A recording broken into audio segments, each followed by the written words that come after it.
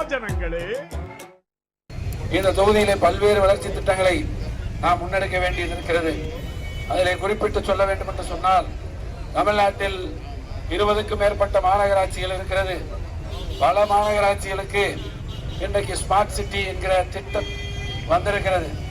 திண்டுக்கலுக்கு அந்த திட்டம் வந்த திட்டம் திரும்ப போய், அதற்கு காரணம் பல்வேறு காரணங்களை அவர்கள் சொல்லியிருக்கிறார்கள். ஆக இந்த தேர்தல் முடிந்தவுடனே நாம் முன்னெடுக்க வேண்டிய மிக முக்கியமான பணி ஸ்மார்ட் சிட்டி என்கிற அந்த திட்டத்தை திண்டுக்கல் மாநகரத்திற்கு நாம் கொண்டு வந்தாக வேண்டும். நாம் எல்லாரும் ஒன்றுதான், ஏற்றத்தாழ்வு இல்லை, அதுதான் திராவிடம். சமத்துவம், சமூக நீதி, பெண் உரிமை, எல்லோருக்கும் எல்லாம் என்பதுதான் திராவிடம். இவர் நமக்கு வேண்டியவர், அவர் நமக்கு வேண்டாதவர் அப்படிங்கிறது கிடையாது. யாராலே நமக்கு நல்லது நடக்கும், நல்லது கிடைக்கும் அப்படின்னு நினைச்சு பார்த்து போட்டு போடுற தேர்தல் தான் இந்த தேர்தல். எடப்பாடியார்னு ஒருத்தர் இருக்காரு.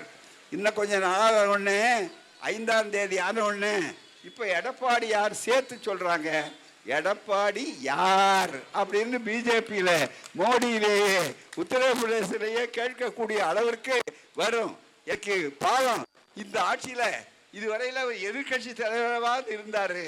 ஆனா எதிர்கட்சி தலைவராக கூட இருக்க முடியாது, அவருடைய எண்ணிக்கை கூட இருக்க முடியாது. காரணம் என்னன்னா, அந்த ஒழிக்கின்ற வேலையை நாம் செய்ய மாட்டோம், தாமரையே செய்யும். அதுதான் மிக முக்கியம்.